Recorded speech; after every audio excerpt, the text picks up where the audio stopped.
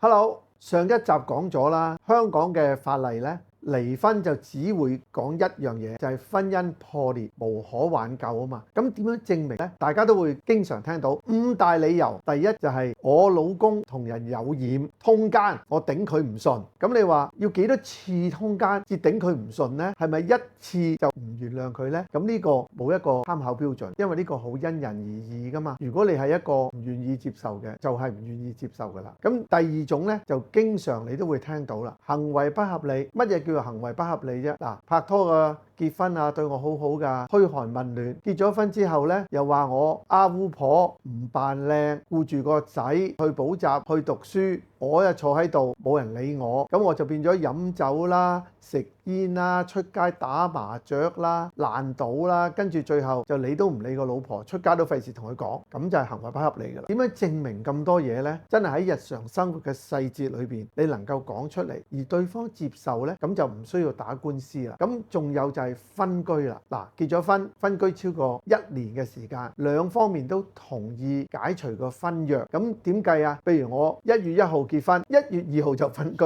咁即係話下年嘅1月我咪就可以申請離婚啊？係冇錯，你超過咗1年，但係你1年之內呢，就對唔住啦，除非有極大嘅痛苦，否則呢唔可以申請離婚。咁如果我老公或者我老婆點都唔會同意㗎啦，咁點做啊？等夠2年嘅分居，單方面提出，你都係攞到呢個暫准離婚令㗎啦，可以離婚。咁仲有就係原本呢，我老公對我好好㗎，每個月俾幾萬蚊我做家用，突然間冇錢俾我，仲要我自己出去打返份工，拋棄咗我，超過咗1年嘅時間，你都可以申請離婚。咁我點樣去做呢啲證據啊、證明啊等等呢？坦白講句，一般你自己自行申請做埋律師嗰份呢，真係唔容易嘅。唯有嘅辦法係點呢？將你嘅故事話俾我聽，然後我再覆你點樣去做一份申請書咯。